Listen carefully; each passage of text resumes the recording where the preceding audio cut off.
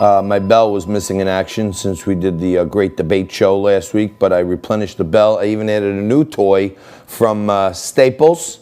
You know, the easy button, because sometimes when you got to try to figure something out, it's just easy. I want to hit the button and say, that was easy, you know. And it's like getting Zen Sam's to come on Monday.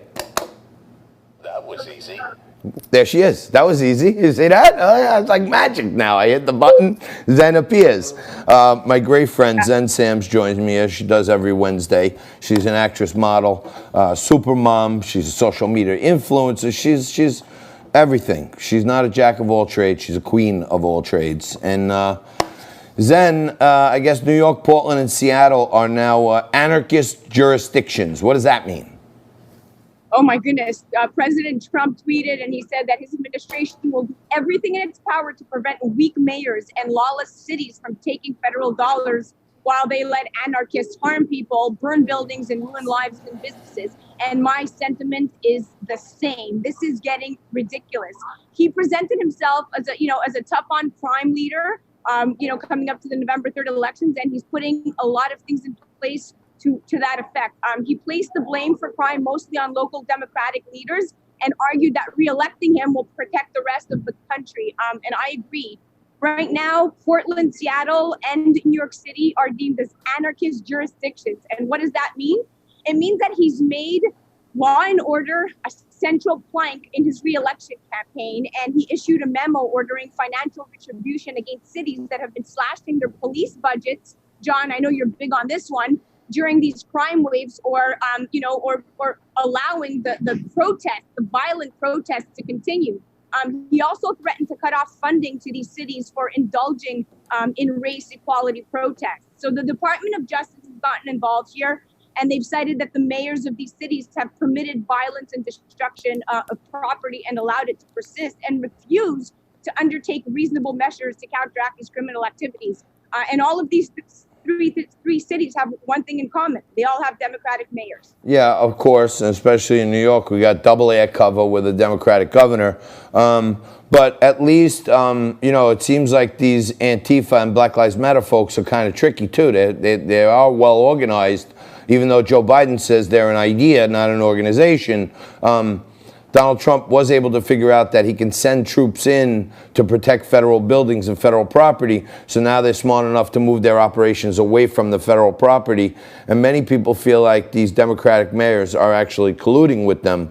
So maybe... I mean, look, the department criticized de Blasio's decision to cut off, $1 billion from the police budget at a time when the city is faced with increased unrest, gun violence, and property damage. The fact is, John, that we're at a 170% increase in shootings compared to this time last year. So it's pretty self-explanatory. No, it's definitely crazy. There's all kinds of studies out that, one of the key issues in the whole campaign is how will women vote. And I think personally that women, all races, all colors, the majority of them who are sane, they have an innate interest in safety and security for their children.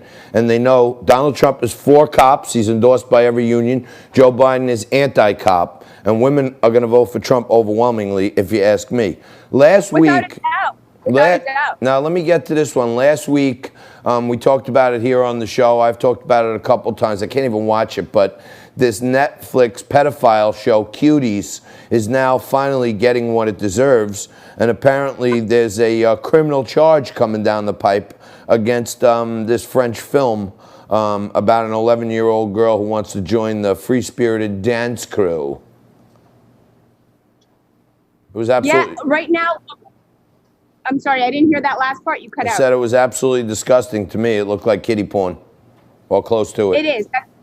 That's what it is. And cancel Netflix is the hashtag that's trending. And following petitions and cancellation threats from subscribers, right now Netflix is being faced with this lawsuit over the movie by the Texas grand jury. So the French film is being faced with a charge under the state law forbidding the lewd exhibition of the genitals or pubic area of an unclothed, partially clothed, or clothed child, per the indictment made by Texas Tyler County District Attorney. So in order for Netflix film to be considered, now this is the key part, John, illegal material, it must be proven to have no serious literary, artistic, political, or scientific value, And it has to basically, they have to prove that this was the prurient interest in sex per the lawsuit, meaning that the sole purpose of this movie was to display to display sex in the most extensive way possible and sexualize these young girls who were 11 years old when the movie was shot.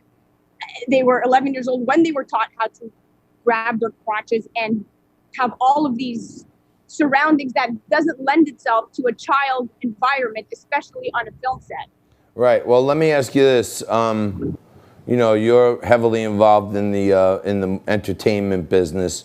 Aren't all these kids supposed to have chaperones and parents and agents and homeschoolers? Where are they in this? All of the above. This film was shot in out of the country. It wasn't shot in the United States of America. SAG had no jurisdiction over this. It was shot in Paris, or at least, you know, within the outboroughs of France. And I don't think that they had any idea that it was going to get to a place where they're being questioned as to what took place on the film set with these children. But I will tell you one thing. I'm having a hard time understanding and believing that this filmmaker, number one, is a parent, because although she's come out and she's defended the film and she said that, you know, right now people need to give the film a chance. They need to give the artistry the ability to speak for itself. But this was done in the poorest way possible. And right now they're facing a lot of heat over this. And Cuties, they're saying, is a social commentary against the sexualization of young children. But this charge is, and they're saying that it's without merit and that they stand by the film. But honestly, as a parent, I'm disgusted, absolutely disgusted that this is even in question. So, I try to watch it a couple times, and I watched enough so that I could speak on my views of it. I thought it was absolutely disgusting. I thought it was lewd. And, you know, the scary thing is I've made a lot of television in my life, and I know I've made documentaries and everything. What we're seeing is a sliver of hundreds and probably thousands of hours of conditioning of these kids to do these things at the same time that they cut down to the best takes. Yeah, and all this does is fuel the pedophiles to get online and watch this stuff. And here's an interesting detail about the Texas lawsuit. The fact that Tyler County's district attorney is Lucas Babin. He's an actor and a model who played Spider in School of Rock with Jack Black. Now, Babin's father is a congressman, Brian Babin, who signed a letter with 33 other Republican House of Reps urging U.S. Attorney General Bill Barr last month to prosecute Netflix for child pornography. So it's interesting that the camp involved in this lawsuit comes from somewhat of a Hollywood background, but honestly, this is excessive. It needs to be removed.